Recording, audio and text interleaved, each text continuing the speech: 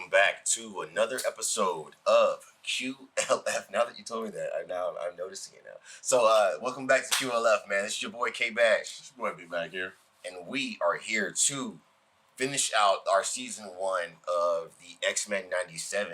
We're at the last episode. What was the name of the? It was episode 13, right? Episode 10. Tolerance is Extinction Part 3. Yeah. Extinction Part 3. So Tolerance is Extinction Part 3.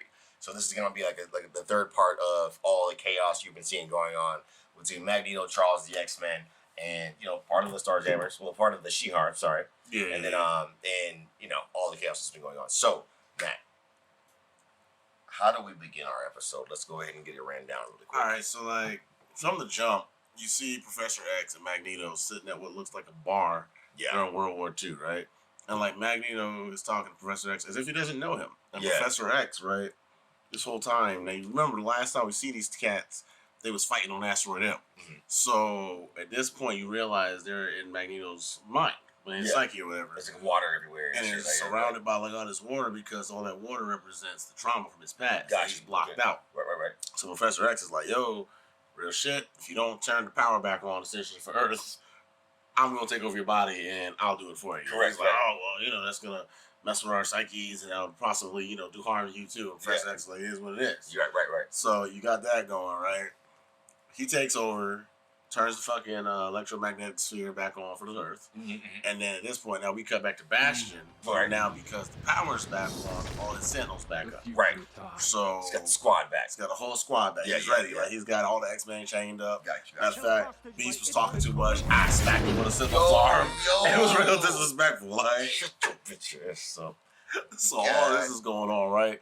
And at this point, you see all the Avengers fighting the Sentinels in the street. So we had major cameos. There's crazy cameos in this episode. Freaking Bastion smacking around the X-Men, but then you got the Avengers fighting Sentinels. You got Daredevil fighting Sentinels. Because there's Captain America and Iron Man right there. That counts as Avengers, right? So we're going to consider that Avengers. Then we did see Daredevil. Right.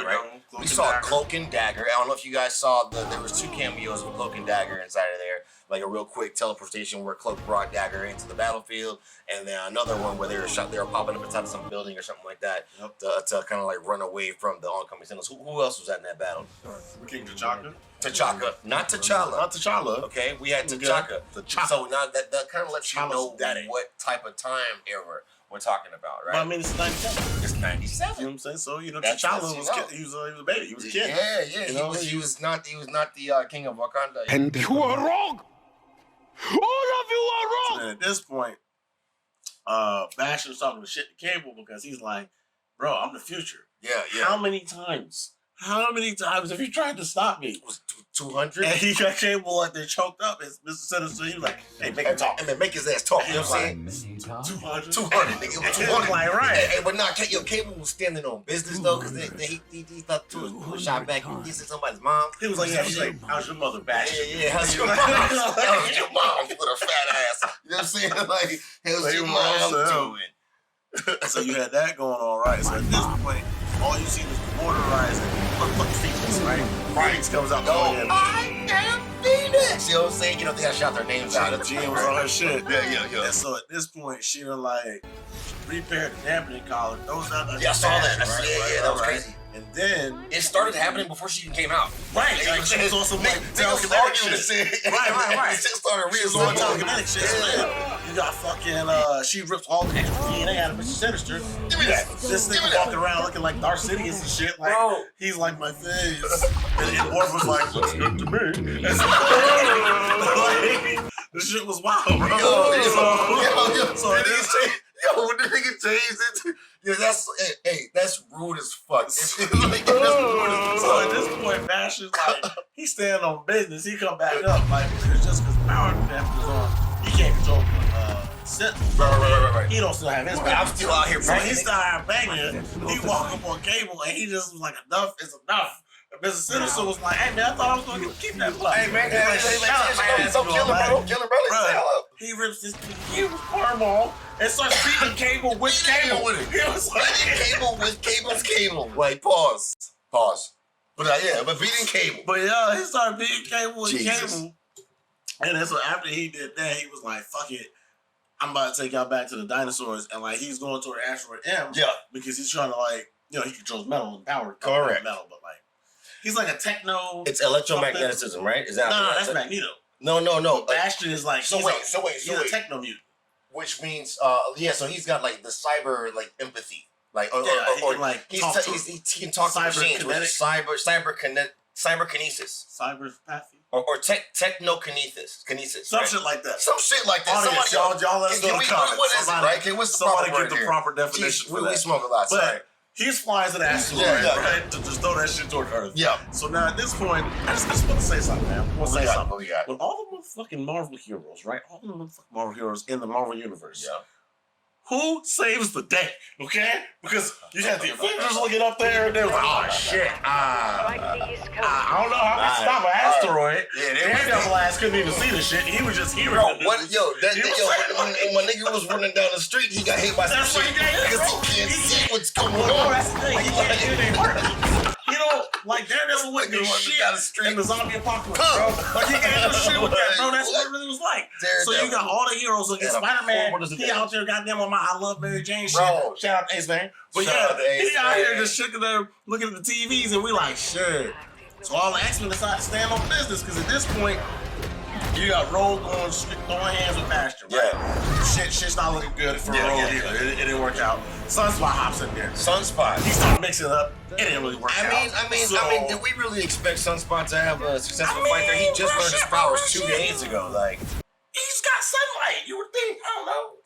But he does not have battle prowess. Okay. Like, I think he lacks experience in battle, which is probably why he may be a strong mutant, and then some may even consider him an Omega level mutant based off of the abilities that he could harness potentially.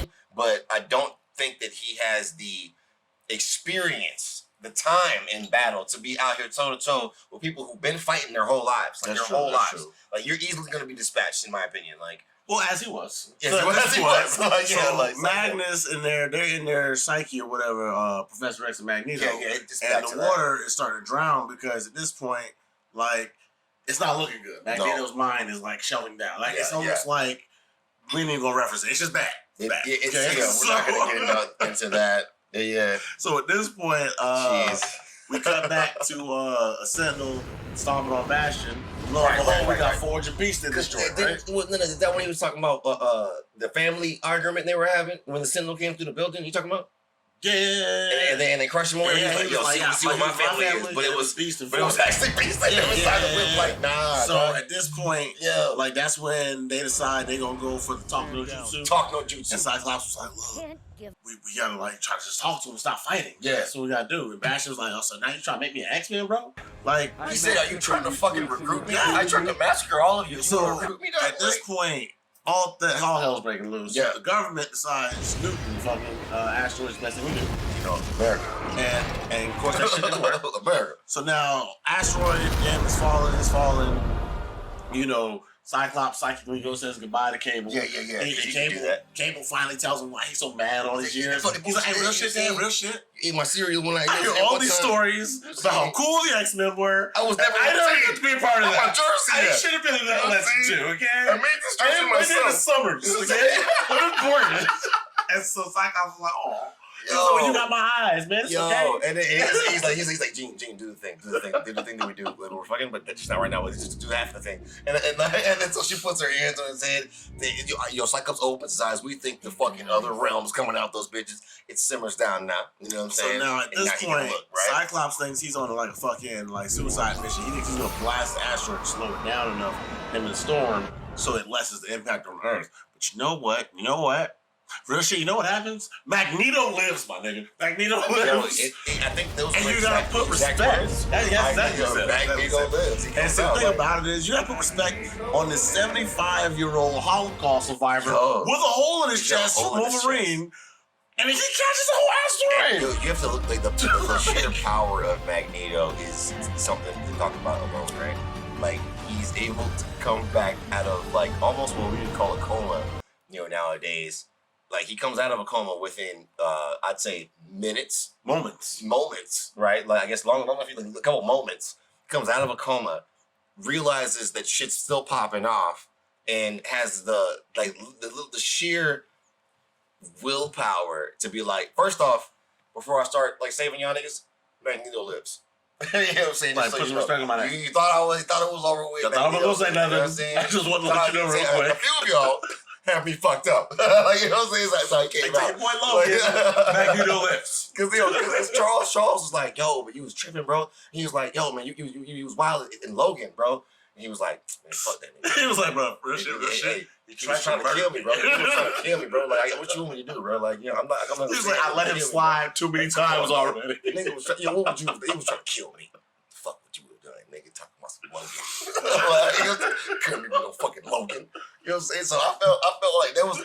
Okay, so look, shouts out to the writers right now because obviously, as you guys all know, when you're watching our other videos, I'm very critical of a lot of things and like sometimes overly critical, as all of us are. But I want you to know that I'm really appreciating the way that they are keeping our attention. They're keeping it contemporary. You know what I'm saying? They're giving us the 2024 type of view on it, but they are still bringing back the nostalgia that all the 80s and 90s kids were looking for. So all the craze, every episode has some sort of display of sheer power. We all know that these mutants have the strength to do such and such, and the such and such is being shown in the episodes. What would you say, Mac? Are you seeing like that Omega level shit right now, or like? And that's what I'm saying about the Marvel universe, yeah. Man.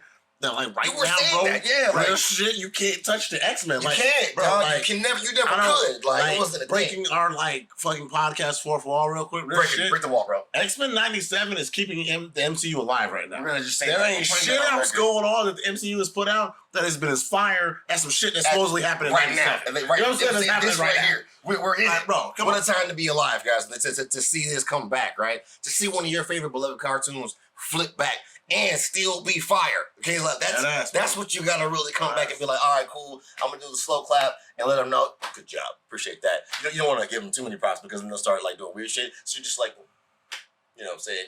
You get no applause for doing your job. You know what I'm saying? Like you give them that, right? But I do appreciate it. So that's us, man. We did take a little bit of your time, a little bit more than we wanted to, but you know, QLF, keep it pushing, man. We're out of here. K-Bash. Be back. Peace.